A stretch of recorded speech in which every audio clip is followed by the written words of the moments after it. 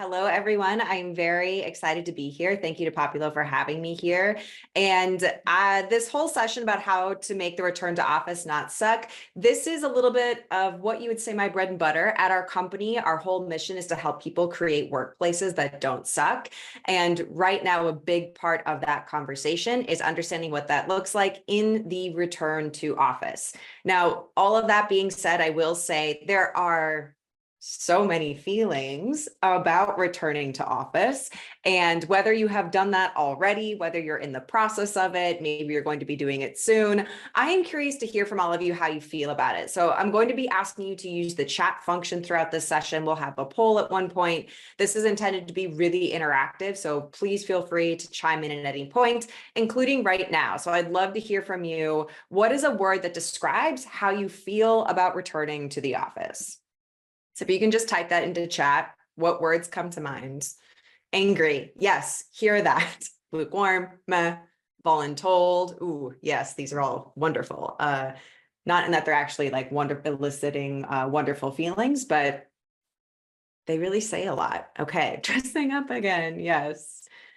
Budget, lack of focus, needs to be productive, mixed emotions. Yeah, I mean, there is a lot that is going on. All of these different things you're talking about, the commute, I have to go shopping for clothes that fit, right there with you. I basically lived 3 years only doing virtual presentations. And so it was like soft pants all the time. Here's the thing. It's not difficult to find out how people feel right now about being in the office. There are a lot of feelings around it. There are so many headlines about what this process is looking like. And where we look at it from our company is really understanding, okay, knowing all of this, understanding all of this, how is this affecting the people at work? That is really what we're always trying to do, is to create people first workplaces. So understanding a little bit of how people are feeling, some of you are probably feeling this too. It's like, cool, what's the dream? It's to work in sweatpants, right? Like this is something I feel like we all could have said that we wanted for a very long time. And some people, we talk to people all the time about what do you enjoy? What do you like about working from home? And we'll hear things like the soft pants and being able to focus on work and being able to get every single thing done on my to-do list. Like there are no interruptions. I am not pulled into a bunch of conversations so I can get everything done. And then of course, a lot of people also talk about the flexibility. I can do my laundry between meetings. I can go work out. I can go for a run. And there's so many things that are not represented on this slide too. There are lots of reasons that people enjoy working from home. Many always wanted to be able to work from home. Some people feel that they're more included when they are working from home, working more remotely. Some people who've always needed accommodations now have them. It's a lot easier to work at home. So there's a lot of good about it. And some people are like, it's great. And sometimes I feel a little lonely. It's like I'm kind of isolated. It's like I'm on an island. And realizing this, knowing all of this. So I asked about the word about how you feel. Now I'm going to ask you, if we can launch this first poll, what do you or did you most look forward to in returning to the office? So was it connecting with colleagues? Is it time away from home? Maybe you've got young kids at home, so you can't possibly get anything done. Maybe it's brainstorming and collaboration, or maybe honestly, like it's the printer. Like that is what you missed more and above all else. What is it? So take some time. I'll give you about 10 seconds to respond to this poll, and we'll see how everyone's feeling. What are you looking forward to? And we actually, my company, we wrote a book called The Future of Work is Human, and it's all about how working during the pandemic years completely transformed and shapes the future of work. And there's a lot of changes that happened during those years that we can bring with us and carry with us into the future. And when we ask people this question, what do you most look forward to in returning to the office? I will tell you there was a large amount of people who said the printer, which is why I'm asking you, because maybe that's still really relevant. Like maybe you still really care about the printer. So let's collect the responses. Let's see what we've got. All right, connection. Connection is number one. And then it goes to brainstorming and collaboration, then the printer, and finally time away from home. Okay, this is good to know. This is just good context and understanding. And And yeah, so let's kind of look at what this looks like. When I talk about the pandemic years, it's an inflection point, it's an opportunity for change moving forward. And I also know joining in on this session, depending on your role, what maybe you're an HR leader, maybe you're an independent contributor, like wherever you are, we truly believe that change in organization, it happens in tiers in this kind of inverted pyramid, if you will. So there are things that you can affect on the organizational level, the leadership level, and the individual level. And all of the content that I am presenting today is really understanding what can you do in your own sphere of influence. If you are a leader or if you are on that organizational level, you have more of a responsibility, especially in this conversation about returning to office. It's just the reality. And I say this to every group whenever there's leaders who are in the room, is that there is more responsibility when you have that title, when you have that influence. So again, just something to keep in mind. Okay, let's talk about the priorities that you need to pay attention to make returning to office not suck. I'm going to talk about 3 priorities. And then at the end of the presentation, I'm going to quick rapid fire go through some cautionary places. So some of the big things that we're seeing where it's going wrong. And again, this is not an exhaustive list. I am boiling it down to some fine points. So please type into chat some of what you're feeling as well. Like Kathleen, I see you in there. You're talking about caregivers and the acknowledgement of the consequences of what it means to return to work as a caregiver. That is very, very real. I hear that from a lot of people. So please keep chiming in, typing in your thoughts. All right, 3 priorities. Number 1, clarity. This might be really, really obvious. Okay. I'll be very candid with you. This is one of those where it's like, of course, we need to be clear about returning to office. And whenever I work with clients and something about returning to office is not going well, it's because there's an extreme lack of clarity. And that starts with the number 1 question: why are you returning to the office? Why are people being asked to go into an office when maybe that wasn't happening for many years? Maybe some of you always were working more hybrid. Maybe some of you are still mostly remote, but I will tell you this question. If every single person cannot answer this question in your work environment, then there's going to be something about the process of returning to office that is not going to work well. And when we think about the why of returning to office, data is really, really helpful, as well as listening to people and what they need to be able to do their work better. So the why needs to be crystal clear. It needs to have a lot of data to support it, and it needs to be clearly communicated to everyone about why returning to the office is happening. Or even if you have a staged kind of hybrid model, I know some people's like, we're going to start with 1 day back in the office a week, then 2, then 3. Why? Why are we increasing the days in the office? Like, all of these different steps are really, really important. Second piece, what are the rules? Like, what are the rules of returning to the office? Where are they written down? Where can you find them? Like, how many different communication channels do you have? And where can you easily access all of that information? And when we know those rules, guidelines is a word I prefer more. Who holds people accountable? How are we holding each other accountable to those rules and guidelines? And to the point of clarity, it's been found that almost 50% of organizations have ambiguous or informal guidelines for flexible work, and that includes hybrid and remote work. And to take this a little bit further, there was another report from Fishbowl, and they surveyed about 8,000 people, and they found that almost 50% of employees, they do not know or even understand if guidelines exist within their own organization. To the point of why this can be detrimental. If we are going back into an office environment, like if I'm about to go back into the office 1 to 2 days a week, and it is unclear why I'm there, and then second of all, what I'm supposed to be doing when I'm there, it can cause a lot of challenges. Maybe some of you have felt this. I know I've heard this from a lot of people where they're like, look, I'm cool with going in and seeing my colleagues. Like, I miss my colleagues. I want to see some of them sometimes. But if I'm going in and having a bunch of back-to-back Zoom meetings or team meetings that I could just have been doing at home when my cat was on my lap, and then I could like go for a walk outside, I'm gonna be kind of annoyed because like, I want to know why I'm going into the office. And so that's really what this is about, is clarifying, okay, what is the office actually for? What are we doing there? What are the expectations of people when they are there? And what is working from home for? And the way that we get to the conclusion of the answer to those questions is to ask people. So if you're in more of that HR leadership role, you have the ability to ask people this question, ask it on your team, ask it of the organization. It's like, what do you think works better in those different spaces?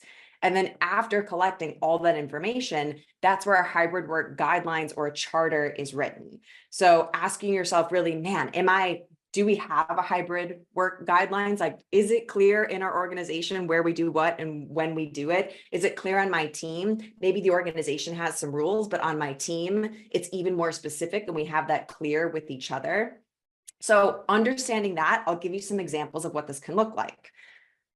On-site activities. Let's talk about on-site activities. This could be feedback sessions. Like if we're going to have performance reviews, if we're going to have some serious conversations about performance, about, the history, how we're doing, about raises, promotions, let's have those conversations in person.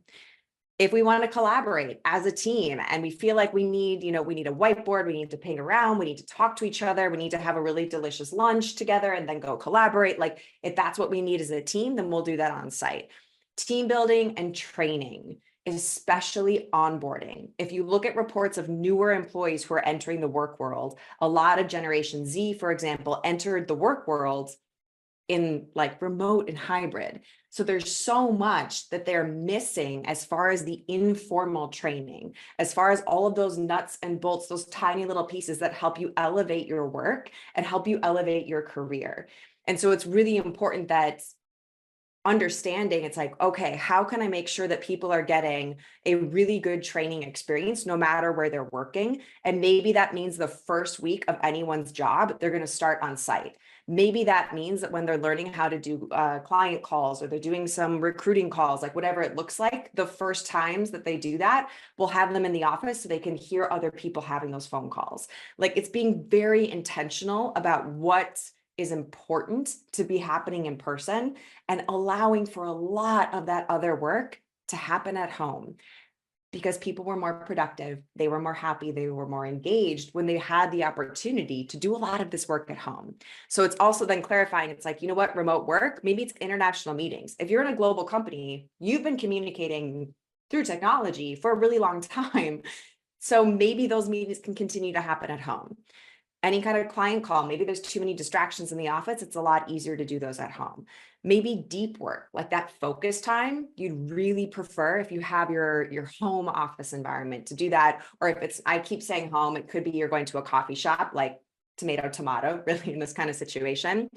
The importance here is that there are guidelines, there is an understanding, and you ask people what they need before you write these guidelines. So some examples specifically of companies who have done this. This is the USC Information Sciences Institute, and this is just a snapshot from their webpage. And it talks about, okay, let's look, this is our policy. And I highlighted the first sentence here. It's a team-led model. So they make that very clear. Individual team leaders decide in consultation with their team members what work arrangements are best for their teams as a whole and for individual team members in particular. So they went through the whole process of writing down their hybrid and remote work policy. To learn more about that, you can contact them. They put this on their website because they also know that this is an extremely powerful recruiting tool. So if any of you touch the recruiting side of HR, if any of you are in that area, you know this is one of the most important things that people are looking for. They're looking to understand what are your policies around hybrid and remote work. So for them, this is a tool to help in recruiting. Another example, we look to and have looked to companies that have been entirely remote over the past many, many years. And GitLab is one of those examples. So GitLab, if you go, GitLab, HubSpot, a lot of these companies have very clear expectations written down and guidelines written down when it comes to hybrid working, digital communication. So I'm just going to share with you a quick snapshot of what these look like. So on there and theirs, it says, okay, external communication. Key practices to consider during any meeting are listed below. Video calls. If it's your first time, turn on your camera. This will help them feel more comfortable as they are certain your undivided attention is geared towards them. Second one, no agenda, no attenda. Always have an agenda prepped and ready to go. And I'm not going to go through every single one of these. You get the idea. The point of this is that all of the instruction is clear. The expectations are clear. When there is clarity around expectations, and it feels like people were consulted to create those expectations, a lot of people can more so relax in returning to office. Now, the final piece I will say here is to communicate by the platinum rule. Many of us are taught the golden rule: communicate with others the way that you want to be communicated with. And this is good in theory, okay? It is a very good idea in theory. However, people do not communicate the way that we communicate. We all are different individual human beings. Our brains are doing lots of different things all the time. So if we're communicating by the platinum rule, it means that we're always working to understand and communicate the way people want to be communicated with. So it removes yourself from the conversation. And this pops up, so I'm going to kind of move slightly away from this return to office conversation and share an example of how this shows up daily for a lot of the people I speak with, because things like grammar can make a huge difference. This is the ... it's the ellipsis. This means different things to different people. A friend of mine contacted me on a Friday afternoon, and she said, Hannah, I just got this email and I'm panicking. I was like, okay, so I'm sharing with you, this is what the email said. Good work today. We'll talk more next week. ... Thanks. Period. And I asked my friend, I said, okay, well, what's going on? Like, what are you seeing in this message? She said, Hannah, we'll look at it. Okay, I just finished a really big project and my boss is saying good work today. Good, not great. I mean, what am I supposed to take away from that? We'll talk more next week, ... because you did everything wrong and we're gonna have to talk about it. We need to talk about an improvement plan. No, you know what? We're going to talk about how you're fired. Sorry, it's been fun, but you no longer work here. So she was spiraling a little bit. And I said, okay, yes, and maybe there's more to this. Maybe your boss was like actually very excited about the work that you did. She went to the office next week. She actually got promoted, not fired. And that is this kind of situation. You notice all of these micro moments, these micro miscommunications, it leads to macro miscommunication. So if we're not addressing all these micro pieces in the moment and doing our best to communicate by the platinum rule, using multiple channels to reach people wherever they are at all the time to communicate and be super clear, then there's going to be this lack of clarity. And when there's that lack of clarity, it's going to be really hard with the transition of returning to and being in the office. Okay, so that was number one. Okay, just gotten through number one. The next two are a bit more brief. So second priority to make sure that your return to office does not suck is flexibility, focusing on flexibility. This is truly what every single person wants. When we ask people, what is important to you in general at work? They'll say flexibility, autonomy, opportunity, and money. Like across the board, across generations, these tend to be really important values for many people. With returning to office, it's understanding that, okay, even if I do have to go to the office a day a week, I'm still going to have flexibility and autonomy around what that looks like. And I mentioned we wrote a book called The Future Work is Human, and we have an entire chapter about the importance of remote, hybrid, and it's called Flexibility or Bust. It's like, if we don't value flexibility, it's not going to be great. And there was a survey that was just done, and it said 75% of Generation Z, they say that workplace flexibility is the #1 employee benefit that they're looking for. So flexibility, it's important. And it's also important because people right now at work, they're kind of stressed. People have always been stressed at work. People have always felt burnt out. And we're seeing these numbers rising according to some reports, which is not the most uplifting data to read. And if we understand why that is, there sometimes is a pressure to feel like you're really busy all the time. Like maybe you wear the busyness as a badge of honor. And if it's not busyness, maybe it's that you care about the mission. Maybe you work for an organization, you're like, but the mission is truly important. I'm dedicated.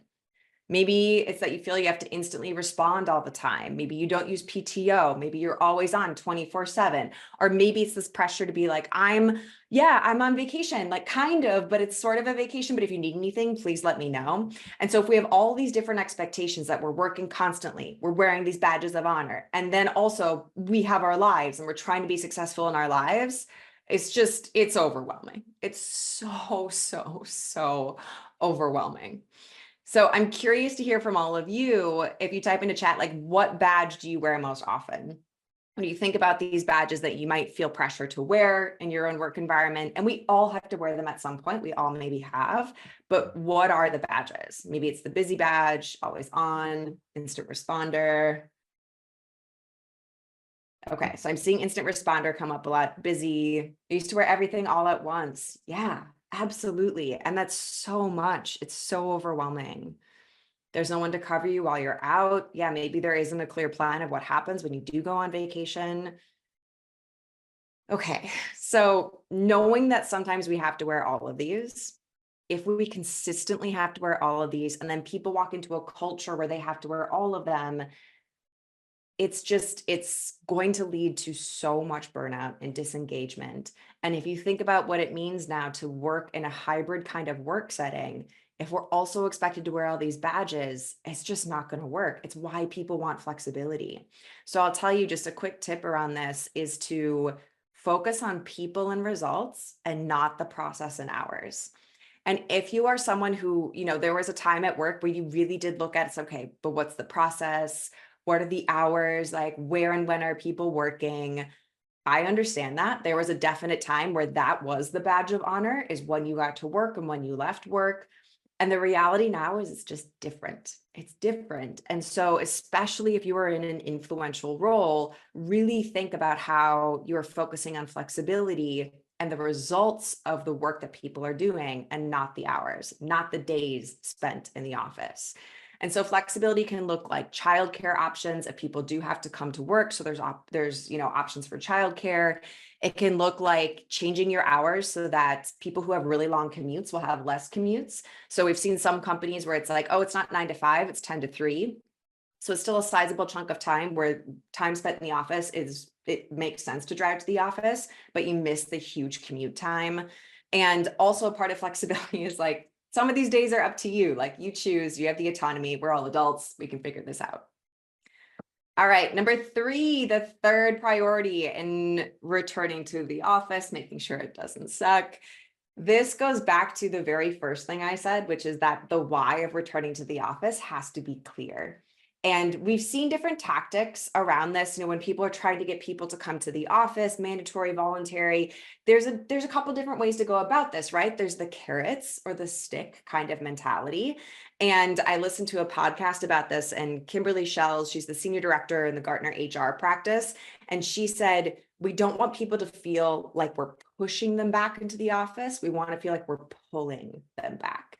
So there's all these kinds of incentives and reasons to come back into the office. And to do that, you just have to be intentional. And again, this sounds so foundational and so simple. And in the busy days that we have, this can feel lost. So the way to do this is to focus on the in-office experience. If people are going to the office, it's not just, oh, they're going to casually bump into each other and have a wonderful time because they're in the office together. It's like, no, let's take that a step further. What does the in-office experience look like? Priya Parker, she wrote The Art of Gathering, and she said that in any kind of great gathering, you ask the question, what is the purpose of getting together right now at this time, in this moment, in this place? So that's part of the questions to ask. Also, understanding that 65% of workers, this was in 2021, so they felt less connected to their coworkers. So the idea of coming to the office, it's about the relationships. It's about getting together for team meetings, for lunches, for walking meetings. Of course, it's not the entire day because people still have work to get done, but thinking about how that experience is about relationship development. Also, something fun to do, like part of the office is about rituals. So think about what employee rituals look like. In any ritual, there's a physical, communal, and psychological component. So I'll give you a couple examples of what this looks like. This is Airbnb when they have someone like coming in for the first time. This is called the human tunnel. And this is something that, of course, can only be done in person. And it is a ritual and a wonderful moment that every single person shares. And rituals are really powerful. They're really important. They denote meaning. People remember them. They look forward to them. Another example, I worked with the sales team, and whenever someone made a sale, they dung a bell. That's like a pretty classic thing. And then if they dung the bell too early, they had this ritual where if you do it too early, you have to spin around 3 times, ding the bell behind your shoulder. And because it made sense for their company, you had to take a shot of tequila. Now, that was their office's way of doing it. And I'm pointing this out just because like every office has their own ritual. Every team has their own ritual, but those can make the experience of being in the office feel pretty great. And then finally, I will say something to be very intentional about is training and mentoring. Maybe it's something like, if you're in onboarding, maybe it's the first week, no matter what, you come into the office. All of those moments where really casual mentoring or learning might happen, analyze what those were with people before, 4 years ago, and understand how people might be missing out on something now, and make sure that you're creating those moments when people come to the office. So training, mentoring, really important part of being intentional. Okay, I'm going to very quickly go through these just like a couple of areas to be aware of, and then I'll get to some questions. So be aware of proximity bias. Proximity bias is when you favor the people who are next to you that you see all the time versus those who you don't. And there's a lot of data that supports that this is happening. 2/3 of supervisors overseeing remote workers, they admit to believing remote workers are more replaceable than on-site workers. Another piece of data, 42% said that they sometimes forget about remote workers when assigning tasks. Not great. Okay, so knowing this is the first part. Taking steps to mitigate proximity bias is another part. Making sure everything is written down, making sure there's virtual team building. There's lots of different pieces to look out for here. But again, this is just something to be aware of. Another something to be aware of, going back to normal. We're not going back to normal. We're in another new normal where there is no putting the toothpaste back in the tube. So know that it's okay. And also have the conversation of, if you are returning to the office, think about what you're grieving. Like, oh, I'm grieving losing something with this process. And I'm also grateful for other things too. If you're a leader, you can have this kind of conversation with your team. You can also learn a lot from them. Psychological safety is really important to be able to have a trusting conversation around this. And it makes it clear that we're not returning to normal. And final piece, beware of any kind of effort to make it perfect. It is not going to be perfect. You have to lead with curiosity. This is going to be constantly changing, constantly shifting. That is the nature of what this process is. So our kind of method is that you review the new norms that you are looking at, that you're using, look at what's working, what's not working, redefine the ones that are not working, and then reinvent the workplace and continue to reinvent that workplace, knowing that it's going to be constantly shifting and changing. So with that, I know I just went through a lot of information, but I wanted to say again, thank you so much. I think we've got a little bit of time for questions. So I'm going to pass it to Erin to help with any questions. Yes, we do. I think we have time for 1 or 2 questions, Hannah. Thank you so much. I'm going to start with, how are companies offering flexibility while also asking them to return to the office? And what is an example of how that looks? Can you say that one more time? Oh yeah, can you hear me? Yes. Sorry. Okay, great. Hannah thing. No, that's fine. How are companies offering flexibility while also asking them to return to the office? And what is an example of how that looks in action? Yeah, that's a good question. I think that, the way that to do it is that it's not all or nothing. So it's not like, no matter what, you're going to come to the office on these days. A mindset sometimes that gets in the way is a lot of people are like, okay, well, we need to choose the days that people are coming into the office. It's Mondays and Wednesdays. That's not allowing people flexibility, right? It's so an example of how some companies are doing it is like, it's actually not the days that we care about. It's why we're coming together when we do. And then the team makes that decision. So it's allowing flexibility in the decision-making process. So I'd say that that's really how people are doing it. It's hard. It can't be all, it's like meeting in the middle, but the conversation around it is what allows for some flexibility. And then also too, some people have some value propositions where it's this understanding on the team that we will be flexible, that people have things coming up in their lives. So we need to allow them to go to a dentist appointment or an emergency pet surgery, or their kid gets sick. And these kinds of expectations are written down. So it's really steeped into the culture that everyone understands and embraces the flexible mindset. So it's a couple ideas. Yeah, no, that's great. I think we have time for one more question because we're just slightly over. Okay. But what specific measures can companies implement to ensure their in-office experience meets the expectations of today's employees? Yeah, I mean, specific measures, so this is where there's a lot of tools out there that are designed to help make sure that the return to office works well. I would say that just a general important practice is to ask people the questions of how do you feel about it? Something as simple as asking, hey, 1 to 5, how are you feeling about the return to office?